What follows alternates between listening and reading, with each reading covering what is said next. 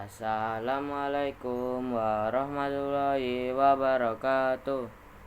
Perkenalkan, nama saya Muhammad Akhyaril Fikri Pratama dari kelas 8E, absen 18. Di sini saya akan menjelaskan tentang makna dan fungsi UUD NRI 1945.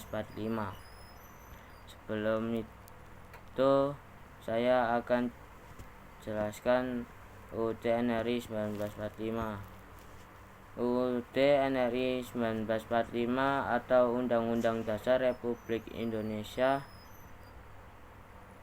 tahun 1945 adalah konstitusi tertulis yang menjadi dasar hukum tertinggi dalam sistem pemerintahan Indonesia.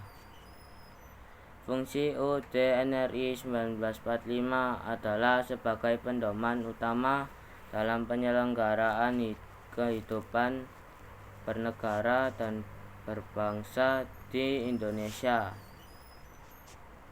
UUD NRI tahun 1945 juga memiliki fungsi utama, yaitu 1. Sebagai dasar hukum tertulis. Semua peraturan perundang-undangan di bawahnya, seperti undang-undang, peraturan undang-undang, peraturan pemerintah, dan peraturan daerah, harus disesuaikan dengan UUD. Jika ada aturan yang bertentangan, aturan tersebut dapat dibatalkan oleh Mahkamah Konstitusi. 2. Sebagai pedoman penyelenggaraan negara. UUD NRI 1945 berfungsi sebagai panduan bagi lembaga dalam menjalankan tugas dan wewenangnya. UUD ini mengatur struktur pemerintahan seperti pembagian kekuasaan antara eksekutif dan legislatif dan yudikatif. Juga mengatur hubungan antara pemerintahan pusat dengan daerah. 3. Sebagai menjamin hak dan kewajiban warga negara. UUD NRI 1945 menjamin hak-hak asasi manusia dan warga negara Indonesia seperti hak atas pendidikan, pekerjaan, dan penghidupan layak. 4. Sebagai landasan reformasi dan perubahan. UUD NRI 1945 menyediakan mekanisme amandemen untuk menyesuaikan konstitusi dengan perkembangan zaman. Amandemen dilakukan tanpa mengubah prinsip-prinsip dasar negara.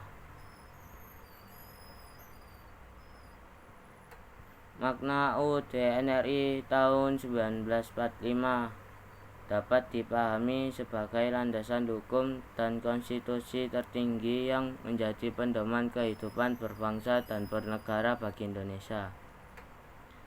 Beberapa makna UUD NRI tahun 1945 yaitu 1. Sebagai konstitusi tertulis.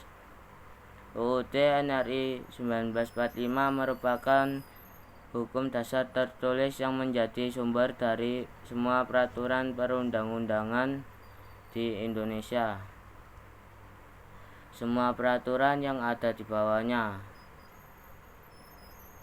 seperti UU dan peraturan daerah, harus sesuai dengan UUD NRI 1945.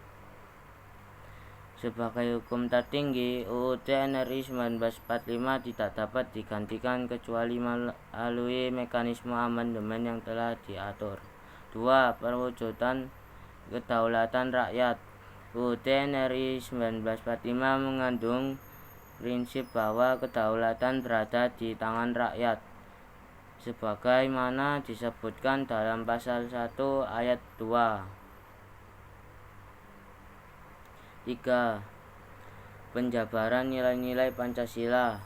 UUD NRI 1945 merupakan wujud konkret dari nilai-nilai Pancasila sebagai dasar negara.